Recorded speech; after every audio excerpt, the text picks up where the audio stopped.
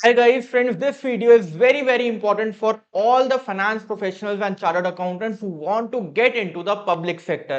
चाहे आप public sector undertakings में पीएसयूज में जाना चाहते हैं, चाहे आप किसी भी गवर्नमेंट जॉब में जाना चाहते हैं, इस वीडियो में we are going to guide you in detail कि कैंपस के थ्रू आप कैसे जा सकते हैं, ऑफ कैंपस भी आप कौन से एग्जाम्स देके किन किन डिपार्टमेंट्स में प्लेस हो सकते हैं. Right, so the mentor for this video is going to be CA Varsha Arora, who is AIR 2.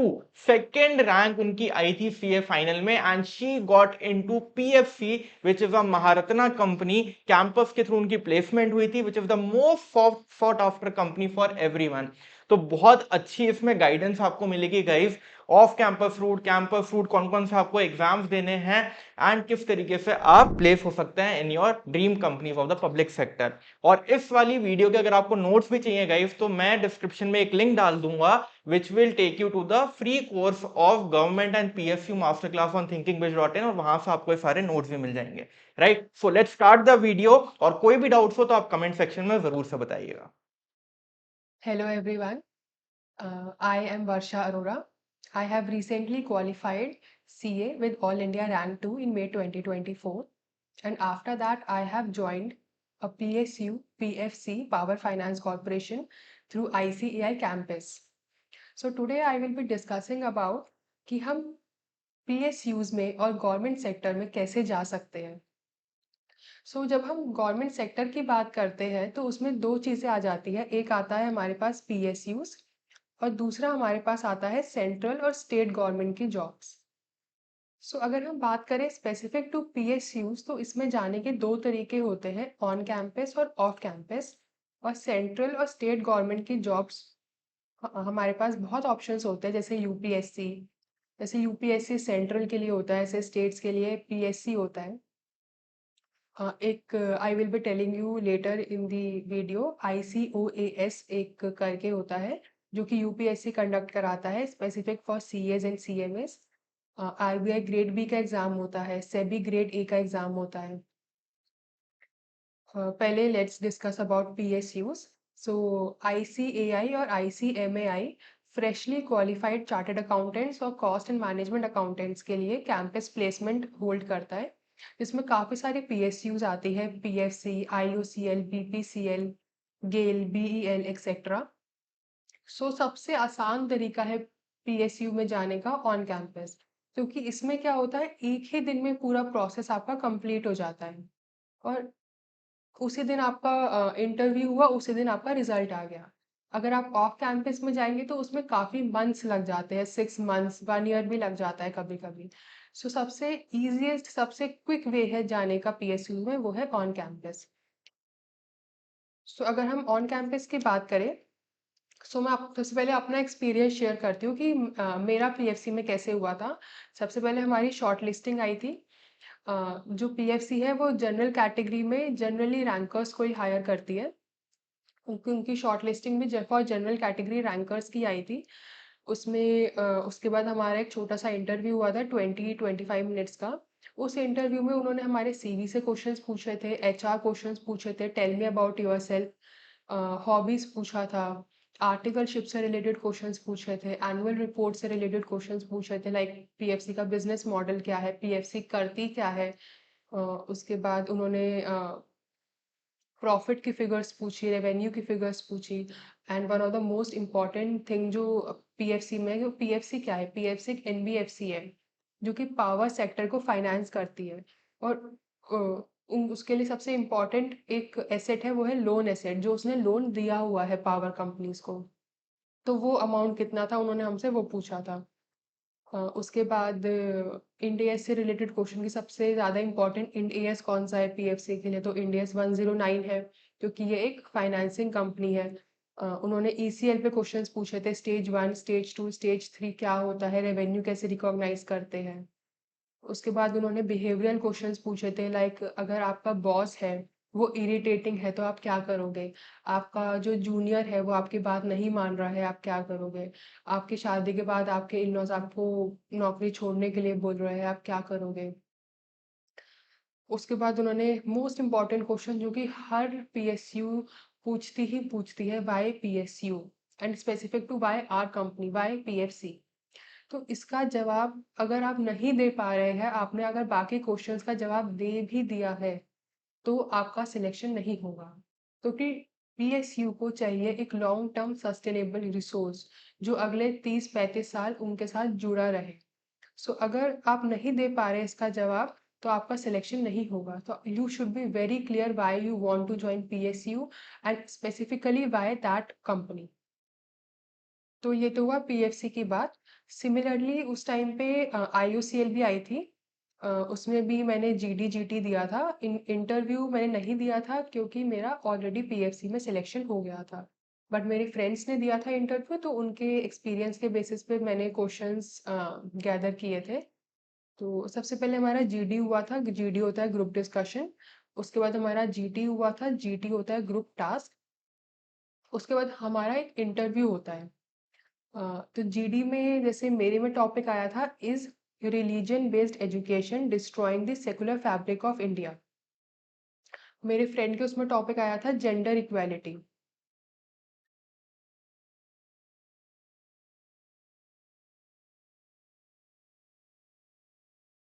उसके बाद हमारा सेम ही ग्रुप में चार पाँच पाँच छह लोगों का उन्होंने ग्रुप बनाया था, जिसमें ग्रुप ग्रुप डिस्कशन हुआ था। उसी ग्रुप को उन्होंने ग्रुप टास्क दिया था। ग्रुप टास्क क्या होता है, ग्रुप डिस्कशन से डिफरेंट कैसे होता है?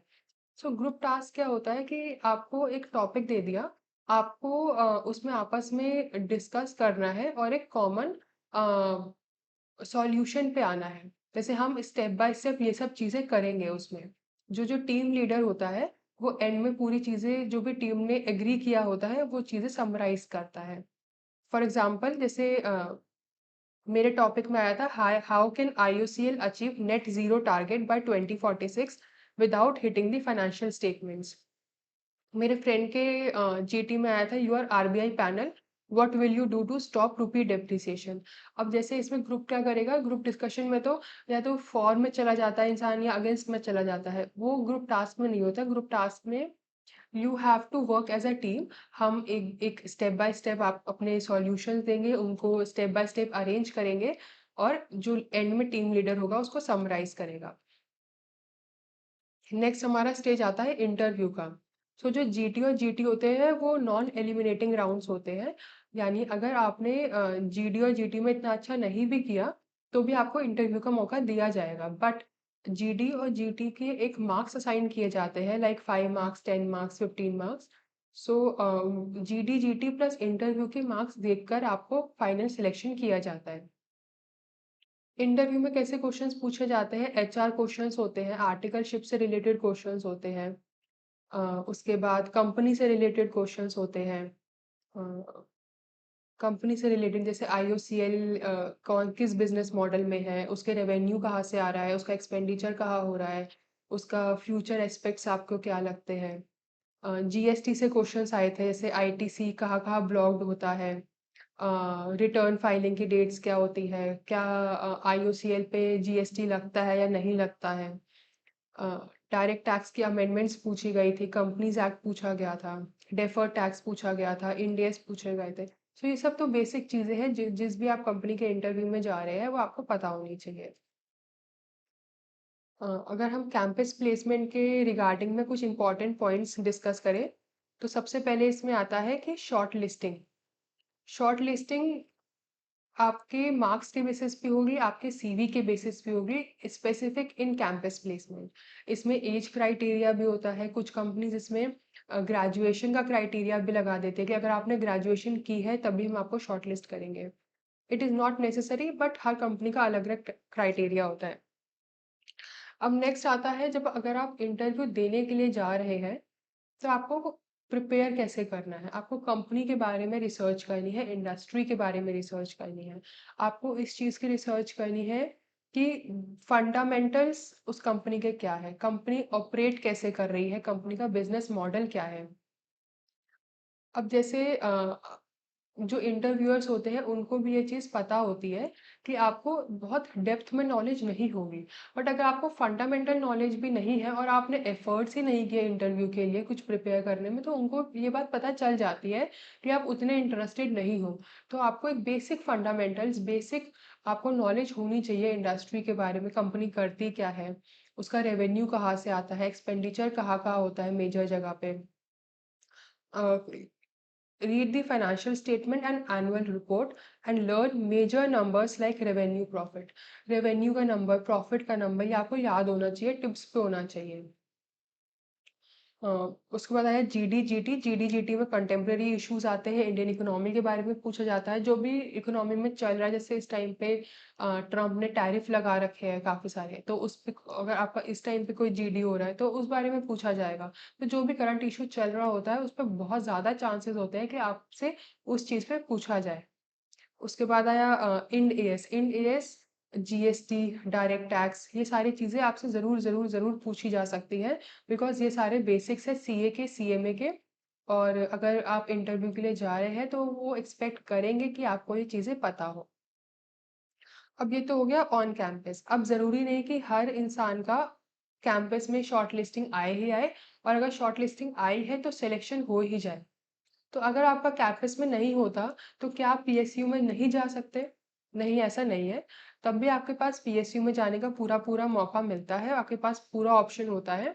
वो होता है ऑफ कैंपस के थ्रू, और मैक्सिमम लोग पीएसयूज में ऑफ कैंपस के थ्रू ही जाते हैं। तो इसमें सबसे बड़ा क्वेश्चन आता है कि हम वैकेंसी कैसे ट्रैक करें। अब हमें पीएसयू में तो जाना है, बट हमें पता कैसे चलेगा कि कौन सी पीएसयू ने कब वैकेंसी निकाली है। तो इसका सबसे अच्छा सोर्स है एम्प्लॉयमेंट न्यूज़पेपर, जिसको हिंदी में बोलते हैं रोजगार समाचार। ये गवर्नमेंट हर सैटरडे को निकालती है, एवरी सैटरडे। इसका प्रिंट वर्जन भी आता है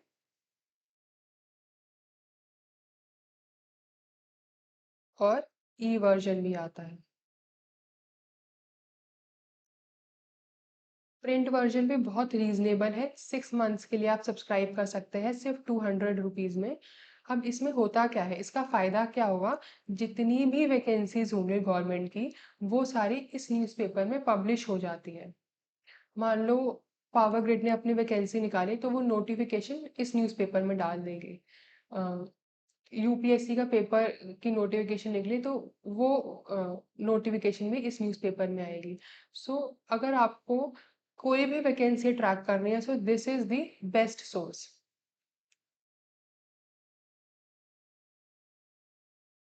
सेकंड हमारे पास आता है कि कुछ यूट्यूब चैनल्स बने हुए हैं जो कि specific to PSUs vacancies track करते हैं। वो सिर्फ पीएसयू की वैकेंसी ही बताते हैं आपको, specific to CAs and CMAs. आप उनको फॉलो कर सकते हैं। तीसरी चीज emails from ICAI and ICMAI. ICAI और आईसीएमएआई भी अपने मेंबर्स को मेल्स करता रहता है कि कहाँ-कहाँ वैकेंसी निकली है पीएसयू में, या गवर्नमेंट में कहाँ-कहाँ सीए सीएमए के लिए वैकेंसी है। बट इसके चांसेस बहुत कम होते हैं, ये आप सिर्फ इस सोर्स पे डिपेंड नहीं रह सकते। सो बट कभी-कभी आईसीएआई आईसीएमआई मेल कर देता है, सो आप हमेशा अपडेट रहिए कि कौन सा मेल यहाँ से आ रहा है। एक और चीज़ है आईसीएमएआई की वेबसाइट। आईसीएमएआई की वेबसाइट में क्या है कि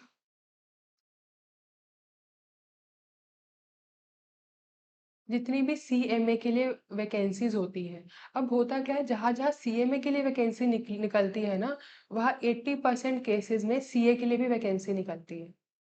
वहाँ पे लिखा होता है CA/CMA। सो अगर सीएमए के लिए वैकेंसी है तो 80% केसेस में सीए के लिए भी वैकेंसी होगी। सो आप आईसीएमआई की वेबसाइट ट्रैक कर सकते हैं। इसमें क्या होता है, वेरियस सोर्सेज से इंक्लूडिंग न्यूज़पेपर, इंक्लूडिंग वेबसाइट्स, ये एक ही जगह पे आपको सारी वैकेंसीज ट्रैक करके दे देता है। नेक्स्ट हमारे पास आया एक वेबसाइट का लिंक है, ये मुझे गूगल से ही मिला था। अगर आप इसमें जाएंगे तो इसमें chartered accountant, specific to chartered accountant जो भी गवर्नमेंट एग्जाम्स होते हैं, गवर्नमेंट वैकेंसीज होती है, ये सारी इसमें लिस्टेड होती हैं। एंड लास्ट सोर्स और सबसे रिलायबल सोर्स वो है पीएसयू की वेबसाइट। आप इंडिविजुअल पीएसयू की वेबसाइट में जाकर भी देख सकते हैं कि कौन सी वैकेंसी निकली है, कब निकली है। बट इसमें बहुत ज़्यादा एफर्ट्स लगते हैं, आपको पीएसयू की लिस्ट मेंटेन करनी होगी, हर पीएसयू की वेबसाइट पे रेगुलरली जाना होगा। जैसे आप एक रूटीन बना सकते हैं कि हर संडे आप चेक कर रहे हैं, बट इसमें ये बहुत लेंदी टास्क है। तो जैसे कि हमने बात की कि एम्प्लॉयमेंट न्यूज़पेपर होता है, तो मैं आपको एक बार दिखा भी देती हूँ कि किस तरीके से होता है। इस तरीके से एम्प्लॉयमेंट न्यूज़पेपर आप ई वर्जन ले सकते हैं। अब जैसे इसमें एक वैकेंसी निकली हुई है Maharashtra natural gas limited Pune की। अगर आप इसमें देखेंगे, इसमें वैकेंसी निकली हुई है फाइनेंस की और assistant manager, deputy general manager, chief manager Pune में। तो जितनी भी वैकेंसीज होती है वो सारी यहाँ पे पोस्ट हो जाती है। आप इसमें अलग-अलग कंपनीज की अलग-अलग क्वालिफिकेशंस के लिए वैकेंसी आती रहती है। सिमिलरली जो मैंने आपको बताया था कि ICMAI की वेबसाइट है, उसमें भी आप देखेंगे जैसे वेबफिल लिमिटेड में निकली हुई है, एक प्राइवेट कंपनी में निकली हुई है, fertilizer corporation of India limited में यंग प्रोफेशनल्स की वैकेंसी निकली हुई है, IDBI बैंक में निकली हुई है। इसमें एक्सपीरियंस भी मांग रहे हैं, तो आपको बहुत सारी पोस्ट ऐसे भी मिलेंगे जिसमें एक्सपीरियंस मांग रखा हो, पर आपको अपने हिसाब से देखना। अगर आप एक्सपीरियंस्ड है सो यू हैव टू आपको उसको फिल्टर करना होगा कि आपके लिए कौन सी सूटेबल है। अगर आप एक्सपीरियंस पर्सन है तो you have to see the vacancies for experience person. अगर आप फ्रेशर है तो आपको फ्रेशर वाली देखनी पड़ेगी। सो इसमें हम नेक्स्ट आ जाते हैं रिक्रूटमेंट प्रोसेस पे।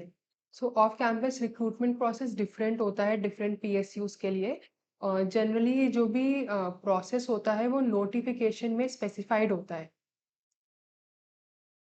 अ, सबसे पहले वो एक नोटिफिकेशन निकालेंगे, उसके बाद एक एग्ज़ाम होता है, उसके बाद कुछ PSUs GD भी लेती है, कुछ साइकोमेट्रिक टेस्ट भी लेती है, उसके बाद आपका इंटरव्यू होता है और हर एक स्टेज पे आपको मार्क्स असाइन किए जाते हैं। लाइक एग्जाम के कुछ मार्क्स होंगे, कुछ मार्क्स GD के होंगे। साइकोमेट्रिक टेस्ट के मार्क्स नहीं होते बट वो इंटरव्यू में काम आता है आपको एसेस करने में।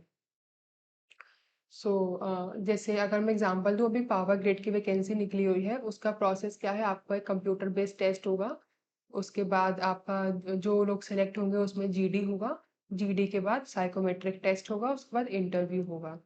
और जो भी इसमें वैकेंसीज निकलती है वो कैटेगरी वाइज निकलती है। अनरिजर्व्ड के लिए, OBC के लिए, SC ST EWS, physically disabled people के लिए अलग निकलती है। और इसका सिलेबस क्या होता है, सिलेबस नोटिफिकेशन में मेंशन होता है। कई बार क्या होता है नोटिफिकेशन में बहुत डिटेल में सिलेबस मेंशन नहीं होता है। सो आपको थोड़ी सी इसमें मेहनत करनी पड़ेगी। आपको पास्ट ईयर पेपर्स खोजने पड़ेंगे, उनको आपको प्रैक्टिस करना पड़ेगा, थोड़ा उसके गो थ्रू करना पड़ेगा, एक आइडिया मिल जाएगा आपको कि किस तरीके के क्वेश्चंस पूछे जाते हैं। एंड अगर आप उसी हिसाब से प्रिपेयर करेंगे तो आपके चांसेस ऑफ सिलेक्शन बढ़ जाते हैं। हाँ, अब इसमें हायर तो बहुत सारी कंपनीज करती है ऑफ कैंपस, बट जो मेरे ख्याल में जो दो मेजर सेक्टर्स है, ऑयल एंड गैस सेक्टर और पावर सेक्टर, उसके बारे में थोड़ी हम बात कर लेते हैं। सो ऑयल एंड गैस सेक्टर में दो चीजें होती है, एक होता है अपस्ट्रीम ऑपरेशंस, एक होता है डाउनस्ट्रीम ऑपरेशंस। अपस्ट्रीम ऑपरेशंस मतलब जैसे रिगिंग, एक्सट्रैक्टिंग ऑयल्स, जो समुद्र में से लैंड में से ऑयल को खोजती है, निकालती है कंपनीज, वो अपस्ट्रीम ऑपरेशंस में आती है। जैसे कि आया इसमें ONGC। ONGC बहुत ही हैंडसम पैकेज ऑफर करती है, बट इसका काफी अलग अलग all over pan India locations आपको कहीं भी डाल सकते हैं। सिर्फ ये एक डाउन साइड रहता है, but it offers you a very handsome package. इसके पर्क्स भी काफी अच्छे होते हैं।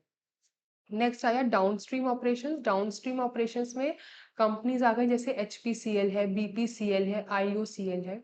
अब ये कंपनीज क्या करती है, ये एक बार जब क्रूड ऑयल निकल गया समुद्र में से, लैंड पे से, तो ये कंपनी उसको रिफाइन करती है, उसमें से पेट्रोल बनाती है, डीजल बनाती है, उसको पाइपलाइन के थ्रू पेट्रोल पंप्स तक पहुंचाती है और उसके बाद पेट्रोल पंप्स को मैनेज करती है। सो इसमें क्या है, रिफाइनिंग, पाइपलाइन एंड मार्केटिंग। इसमें भी आपको पैन इंडिया लोकेशंस मिल सकती है। कॉर्पोरेट ऑफिस इनका जनरली दिल्ली मुंबई में रहता है, बट आपको कहीं किसी रिफाइनरी में भी डाल सकते हैं, या इसमें स्टेट ऑफिसेज बहुत सारे रहते हैं, आपको कहीं पर भी इसमें पोस्टिंग मिल सकती है। एक गेल कंपनी भी बहुत अट्रैक्टिव पैकेज ऑफर करती है, ये अपस्ट्रीम डाउनस्ट्रीम दोनों में है, ये स्पेसिफिक टू गैस है, गैस नेचुरल गैस से डील करती है ये। नेक्स्ट आया पावर सेक्टर। पावर सेक्टर जो दो बहुत मेजर सेक्टर हायरिंग करते हैं, ये यही दो सेक्टर है, oil and gas sector and power sector. So अगर हम पावर सेक्टर की बात करें तो उसमें भी इसमें तीन चीजें मेन आती है। एक आता है जनरेशन, एक आता है ट्रांसमिशन, और तीसरा आता है डिस्ट्रीब्यूशन। कुछ कंपनीज जो पावर जनरेट करती है जैसे एनटीपीसी है, एनएचपीसी है। कुछ कंपनीज ट्रांसमिट करती है और कुछ कंपनीज डिस्ट्रीब्यूट करती है। डिस्ट्रीब्यूट करने वाली कंपनीज जनरली स्टेट गवर्नमेंट की होती है, और कुछ कंपनीज इन सबको फाइनेंस करते हैं, जैसे पीएफसी हो गई, power finance corporation, REC, rural electrification corporation, IREDA हो गई। सो ये जो सारी कंपनीज है ये पावर सेक्टर से रिलेटेड है, और ये भी काफी अच्छी हायरिंग करती है। नेक्स्ट हम आ जाते हैं कि रोल्स कौन कौन से ऑफर होते हैं। तो जो भी सीए सीएमए को रोल ऑफर होते हैं जनरली वो फाइनेंस या अकाउंट से रिलेटेड होते हैं। जैसे कि आपको कॉर्पोरेट अकाउंट्स में डाल देंगे, सबसे कॉमन एरिया है सीए सीएमए के लिए कॉर्पोरेट अकाउंट्स, आपको टैक्सेशन में डाल सकते हैं। बट ज़रूरी नहीं कि आप सीए सीएमए है तो आपको इन्हीं में ही डालें, आपको और भी काफ़ी एरियाज में पुट किया जा सकता है, जैसे business finance, strategic planning, treasury, fund management, internal audit. इसके अलावा और भी काफ़ी सारे एरियाज होते हैं जिनमें सीए सीएमए को डालते हैं। फॉर एग्जांपल अगर मैं पीएफसी की बात करूं, तो जो उनका मेन बिजनेस है लोन देने का, उसमें एक वो पावर सेक्टर को अप्रेज करते हैं, पावर प्रोजेक्ट्स को, और साथ ही साथ वो एनटीटी को भी अप्रेज करते हैं कि क्या एनटीटी हमारा पैसा चुका पाएगी या नहीं चुका पाएगी। सो उस एनटीटी को अप्रेज करने में एमबीएस को भी डाला जाता है, सीएस को भी डाला जाता है। सो कोर फाइनेंस से रिलेटेड नहीं हुआ, बट ये उनके ऑपरेशन से रिलेटेड हुआ, बट सीए सीएमए को इसमें भी काम दिया जा सकता है। नेक्स्ट आया सैलरी एंड पर्क्स। तो सैलरी, पीएसयूज बहुत अच्छी सैलरी ऑफर करते हैं इनिशियल स्टेजेस पे फ्रेशर्स के लिए। Even I would say private sector से भी काफ़ी हायर सैलरी ऑफर करती है कुछ कंपनी, जैसे ONGC, GAIL, IOCL, BPCL, PFC, REC. But अगर हम जनरल देखें तो सैलरी डिपेंड करता है कि आप कौन से लेवल पे हायरिंग आपकी हो रही है। अगर आपकी हायरिंग असिस्टेंट मैनेजर या ऑफिसर लेवल पे हो रही है तो आपकी सैलरी काफ़ी अच्छी होगी। दूसरी चीज़ पे डिपेंड करता है कि उसका कंपनी का स्टेटस क्या है, वो महारत्ना है, नवरत्ना है, मिनी रत्ना है, या इनमें से कोई नहीं है। क्योंकि महारत्ना जनरली ज़्यादा पैकेज ऑफर करती है, नवरत्नाज एंड मिनी रत्नाज भी काफ़ी अच्छे पैकेज आपको ऑफर कर देती है। और इसमें जो एक कॉशन वाली बात है कि इन हैंड सैलरी जो होगी आपकी सीटीसी से कम रहेगी। सीटीसी मान लो आपको उन्होंने दे दिया 20 लाख का, बट आपकी इन हैंड सैलरी आ रही है 12 लाख। पर इसमें फायदा क्या होगा कि पर्क्स बहुत ज्यादा है। लाइक आपका मेडिकल एक्सपेंडिचर, आपको कुछ पैसा खर्च करने की जरूरत नहीं है, आपका और आपके डिपेंडेंट्स का पूरा मेडिकल का खर्चा कंपनी उठाती है। आपको लैपटॉप मिलता है, फोन मिलता है, आपको काफी सारी अच्छी क्वांटिटी में लीव्स मिल जाती है, फर्नीचर के पैसे मिल जाते हैं, यूनिफॉर्म अलाउंस मिल जाता है, आपको क्वार्टर्स मिल जाते हैं, इनकी पूरी टाउनशिप्स होती है, और वो भी छोटी मोटी टाउनशिप्स नहीं होती, काफी अच्छी टाउनशिप्स होती है इनकी।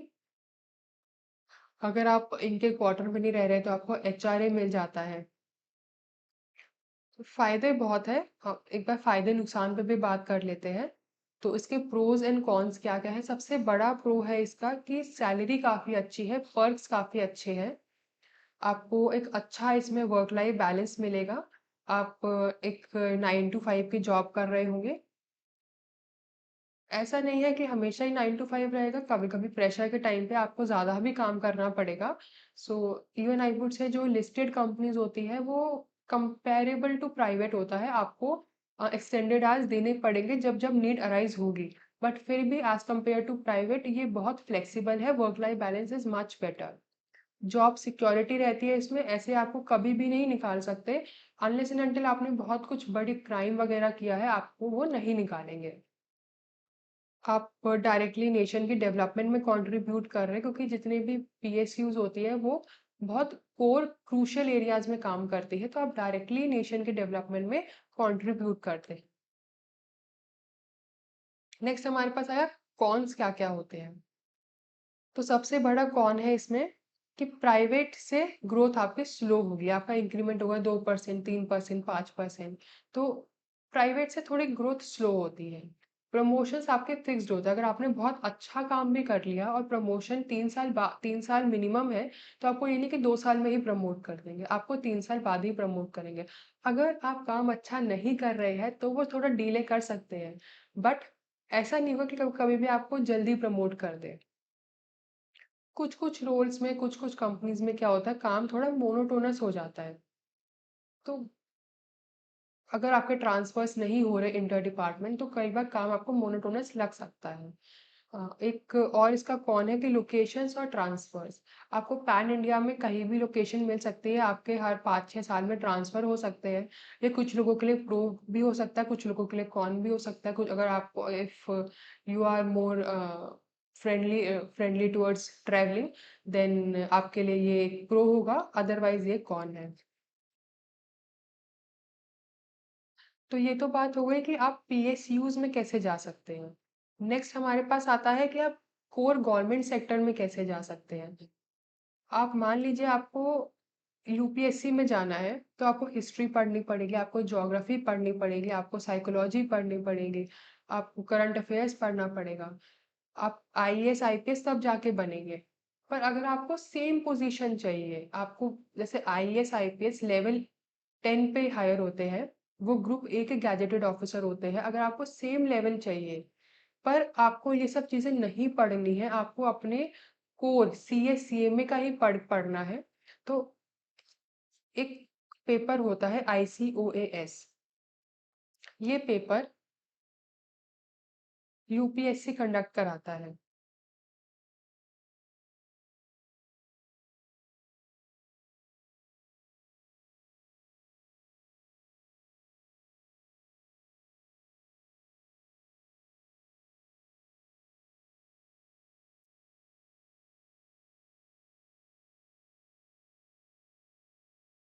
सो ये पेपर सिर्फ सीए और सीएमएज ही दे सकते हैं। अब इसमें खास बात क्या है कि इसमें जो भी आपसे क्वेश्चंस पूछे जाएंगे वो आपके सीए और सीएमए से रिलेटेड ही होंगे।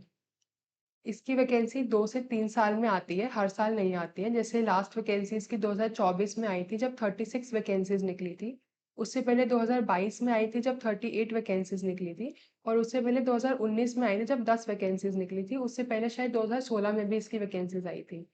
सो इसकी वैकेंसी का आपको कैसे पता चलेगा, एम्प्लॉयमेंट न्यूज़पेपर है, वहां से आप देख सकते हैं।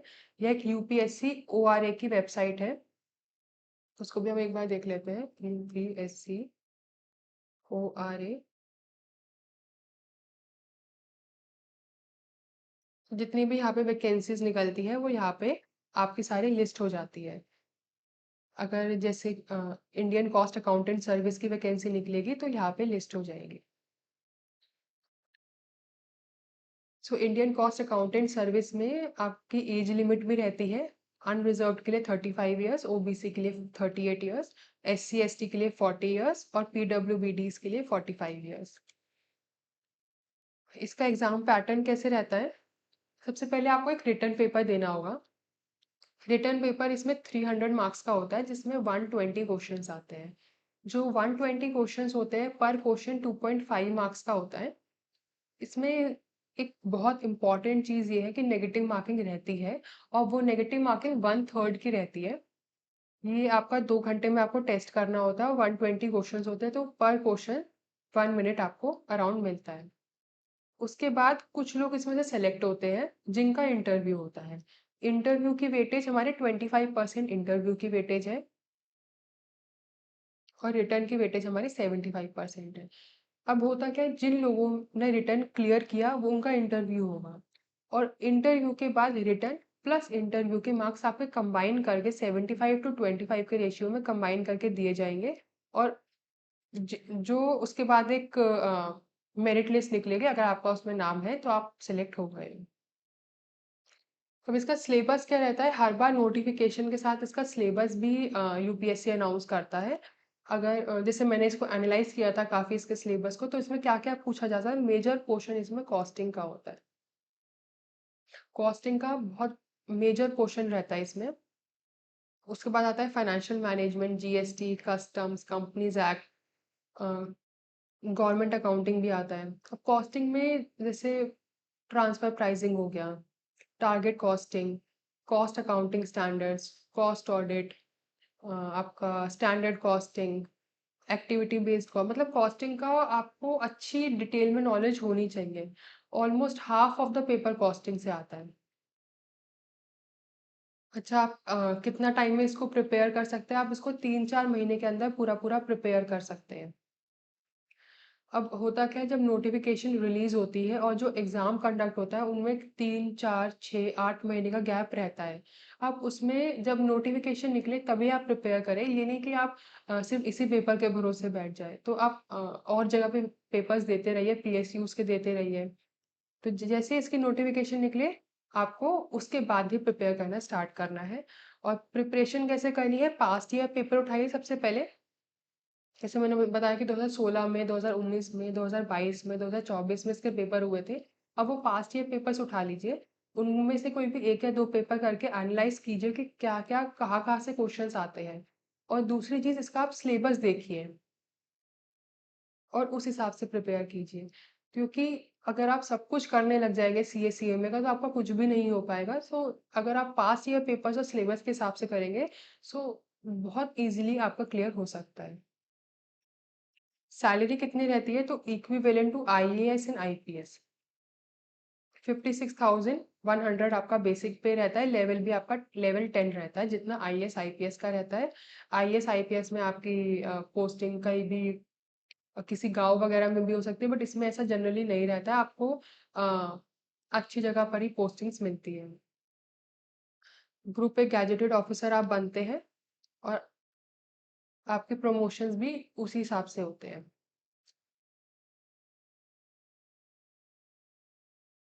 नेक्स्ट हम बात कर लेते हैं आरबीआई ग्रेड बी एग्जाम्स की। तो आरबीआई ग्रेड बी काफ़ी अच्छा एग्जाम है और इसमें भी काफ़ी सारे सीए और सीएमएस जाते हैं और क्लियर करते हैं।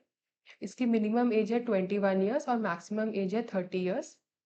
अब इसमें खास बात क्या है कि आपके डायरेक्टली हायरिंग मैनेजर लेवल पे हो रही है। ऐसे बहुत कम एग्जाम्स होते हैं जिसमें डायरेक्ट हायरिंग मैनेजर लेवल पे होती है, पर आरबीआई ग्रेड बी एक ऐसा एग्जाम है जो आपको डायरेक्टली मैनेजरियल पोजीशन देता है। और इसमें अगर आप प्रमोशंस के थ्रू आप डिप्टी गवर्नर भी बन सकते हैं। गवर्नर जो होता है वो तो गवर्नमेंट अपॉइंट करती है और ज़रूरी नहीं कि वो इंटरनली हो, जनरली एक्सटर्नल पर्सन्स को ही अपॉइंट किया जाता है। बट जो डिप्टी गवर्नर है उसकी भी बहुत इम्पोर्टेंट रोल होता है, बहुत ज़्यादा पावर्स होती है। आप प्रमोशंस के थ्रू डिप्टी गवर्नर तक जा सकते हैं। इसका एग्ज़ाम हमारे 3 फेजेज़ में होता है। पहला होता है इसमें प्रीलिम्स, मेंस, इंटरव्यू। अगर आपने यूपीएससी के बारे में थोड़ा भी पढ़ा होगा तो आपको उसमें पता होगा कि यूपीएससी में भी प्रीलिम्स होता है, मेंस होता है, इंटरव्यू होता है। तो इसका भी सेम फॉर्मेट है, प्रीलिम्स है, मेंस है, इंटरव्यू है। प्रीलिम्स आपका क्वालिफाइंग राउंड है, एलिमिनेशन राउंड है। अगर आपने प्रीलिम्स क्वालिफाई किया तभी आप मेंस में बैठ सकते हैं और मेंस में अगर आपने क्वालिफाई किया तभी आप इंटरव्यू दे सकते हैं। बट जो आपका फाइनल मार्क्स होंगे वो मेंस एंड इंटरव्यू के बेसिस पे होंगे, जिसमें 80% वेटेज मेंस की होगी, 20% वेटेज इंटरव्यू की होगी। ये भी यूपीएससी के फॉर्मेट पे ही, जैसे यूपीएससी में भी आपका प्रीलिम्स क्लियर हुआ तभी आप मेंस दे सकते हैं, आपका मेंस क्लियर हुआ तभी आप इंटरव्यू दे सकते हैं। पर जो फाइनल सिलेक्शन होगा वो मेंस एंड इंटरव्यू के बेसिस पे होगा। अब इसमें क्या है, जो प्रीलिम्स है इसमें अराउंड 200 क्वेश्चंस आते हैं 200 मार्क्स के और 120 मिनट्स आपको दिए जाते हैं। इसमें 4 पेपर होते हैं। पहला आता है इंग्लिश का, न्यूमेरिक एबिलिटी का, रीजनिंग का और जनरल अवेयरनेस का। इसमें नेगेटिव मार्किंग रहती है, 25% की इसमें नेगेटिव मार्किंग भी रहती है। उसके बाद आपका मेंस का पेपर आता है। अब यहाँ आती है जो हमारे लिए इंटरेस्टिंग बात है कि इसमें पूछा क्या जाता है, इकोनॉमिक एंड सोशल इश्यूज, जिसमें ऑब्जेक्टिव प्लस डिस्क्रिप्टिव पूछा जाता है। और तीसरा पेपर अगर आप देखेंगे तो वो आया फाइनेंस एंड मैनेजमेंट का, जिसमें ऑब्जेक्टिव एंड डिस्क्रिप्टिव पूछा जाता है। सो जो ये दो चीज़ें हैं ये हमारे लिए प्रिपेयर करनी थोड़ी इजी हो जाती है as compare to other people, क्योंकि हमने फाइनेंस एंड मैनेजमेंट इकोनॉमिक्स थोड़ा बहुत पढ़ रखा है। और एक है इंग्लिश राइटिंग स्किल्स का पेपर, ये तो आई थिंक सबके लिए इक्विवेलेंट ही होगा। ये पूरा डिस्क्रिप्टिव पेपर आता है और इसमें भी जो ऑब्जेक्टिव चीज़ें होती है इसमें भी 25% की नेगेटिव मार्किंग रहती है। यानी अगर 1 मार्क्स आपको मिल रहा है फॉर करेक्ट आंसर तो आपके 1/4 मार्क्स कटेगा फॉर रॉन्ग आंसर। और जो मेंस का पेपर होता है वो उसमें 3 पेपर होते हैं जो हमने बात कर ली, 300 मार्क्स का आता है और 330 मिनट आपको दिए जाते हैं पेपर को सॉल्व करने के लिए। एक बार इसकी एलिजिबिलिटी की बात भी कर लेते हैं।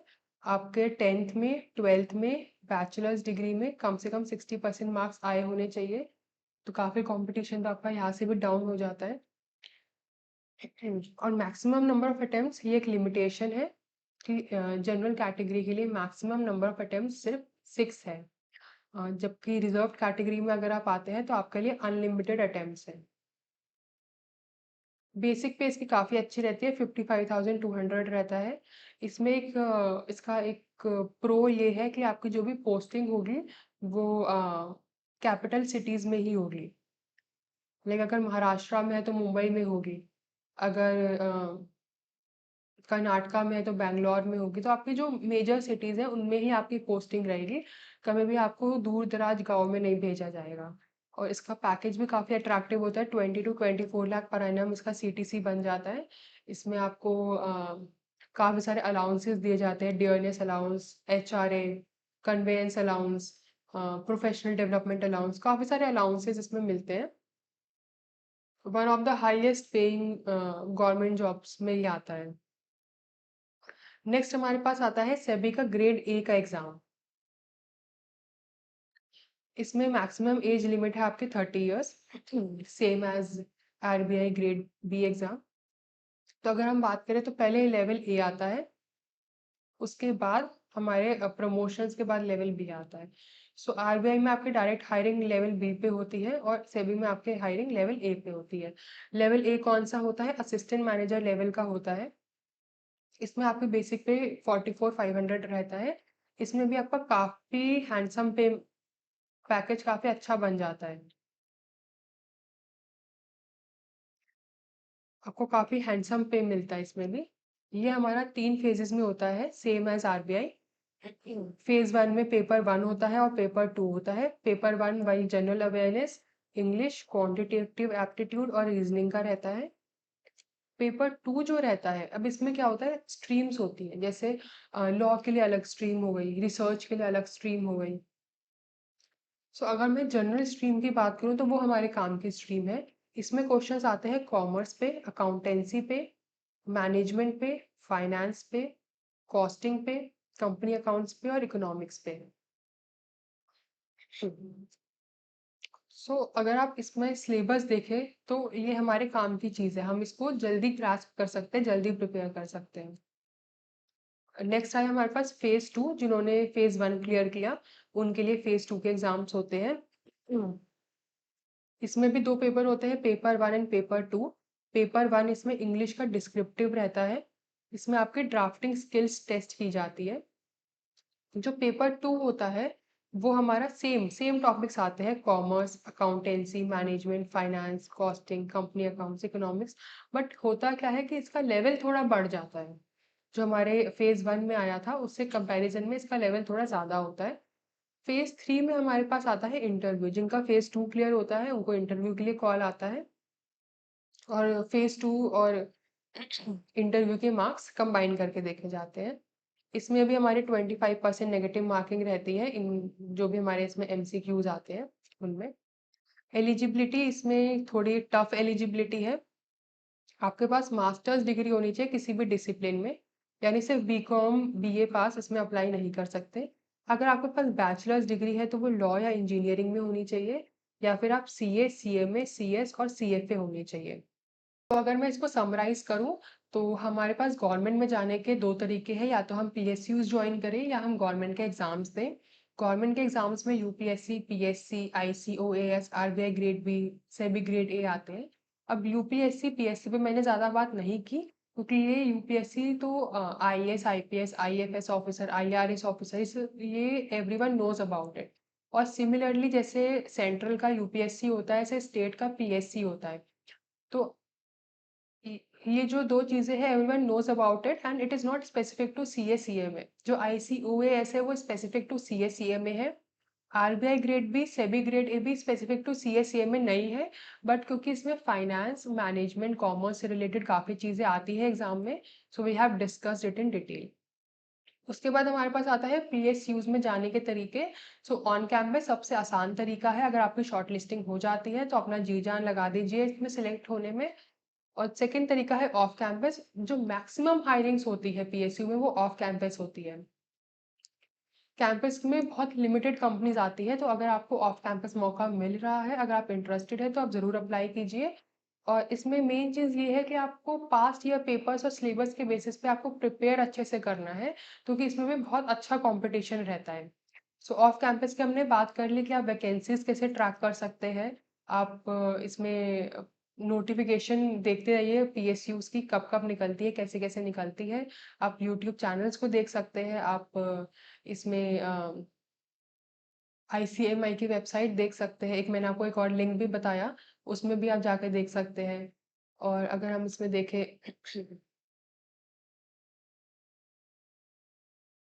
कि जो सिलेबस रहता है वो आपका नोटिफिकेशन में मेंशन रहता है, आप पास्ट ईयर से देख सकते हैं। रोल्स की बात हो गई, सैलरी एंड पर्क्स की बात हो गई। सो ये ब्रीफ आपको एक आइडिया मिल गया होगा कि कैसे आप इनको अप्रोच कर सकते हैं गवर्नमेंट जॉब्स को। So all the best.